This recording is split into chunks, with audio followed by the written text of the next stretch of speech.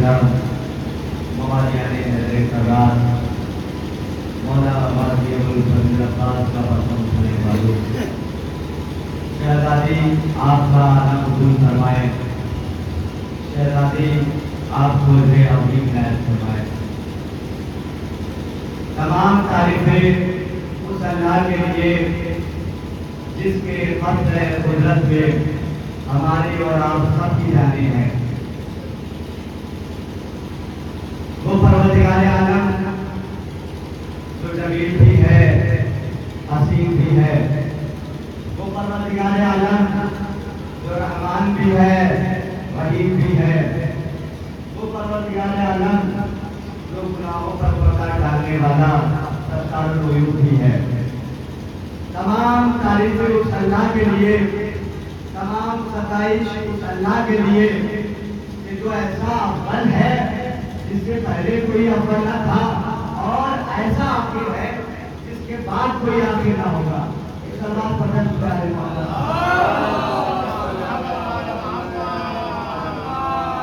جان محترم، اس سے پہلے میں نے 14 جولائی کی مجلس میں خطاب فرمایا تھا کہ ہم انتظار کرتے ہیں کہ مرثیہ ہو، پیشخوانی ہو، تب ہم مرثیہ ادا پر جائیں۔ ہم سب کا عقیدہ یہ ہے کہ یہی وہ فرش ہے کہ جہاں پر انبیاء بھی آتے ہیں، ملائکہ بھی آتے ہیں اور فرشتے بھی آتے ہیں۔ یہ مجلس میں پڑھ چکا ہوں تبھی تاکہ بات متصل ہو جائے، ایک مفہوم آپ تک ہو جائے، تو میں مفہوم کروایا۔ ہر فرشتہ آتا ہے، ملائکہ آتے ہیں، لیکن عزیزان محترم ہمیں یہ انتظار نہیں کرنا ہے کہ مرثیہ شروع ہو تب ہم فرش ادا پر آئیں، پیشخوانی شروع ہو تب ہم فرش ادا پر آئیں۔ نہیں عزیزان محترم، ہمارا تو رشتہ خون کا ہے، توجہ فرمائیے گا، اور آپ اپنے مقدر پر ناز کیا کیجیے اور خدا کا شکر ادا کیا کیجیے کہ ہمارے مقدر میں ولایت علی آئی ہے۔ ہمیں فخر کرنا چاہیے کہ خدا نے ہمیں ولایت علی کا تحفہ نوازا ہے، اور جب بھی آپ فرش ادا پر آئیں تو آپ آنے کے بعد سب سے پہلے زینب اولیاء مقام کو سلام کریں، اس لیے کیونکہ یہ جو فرش ادا آپ دیکھ رہے ہیں یہ بی بی زینب کی محنتوں کا نتیجہ ہے۔ یہ فرش ادا جو ہم تک پہنچا ہوا ہے، آج پوری دنیا اس فرش ادا سے گھبرا رہی ہے، اس لیے یہاں پر جو آ رہا ہے وہ یہاں سے توجہ فرمائیے گا، یعنی ہرملہ بن کے جاتا ہے، ہرملہ آتا ہے اور بن کے جاتا ہے، بیزر آتا ہے، بزر بن کے جاتا ہے،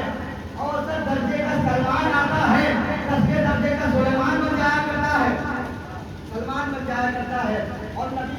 کہتے ہوئے فرماتے ہیں السلمان منا اہل البیت، یہ سلمان ہم اہل بیت میں سے ہیں۔ جب بھی فرش ادا بچھے تو آپ فرش ادا پر آئیں اور آنے کے بعد بی بی زینب کو سلام کریں، کیونکہ انہوں نے ہمیں فرش پر بیٹھ کر زمین پر بیٹھ کر عرش پر بیٹھنے کا موقع فراہم فرمایا ہے۔ میں نے یہ جملہ اس لیے ملاحظہ فرمایا ہے،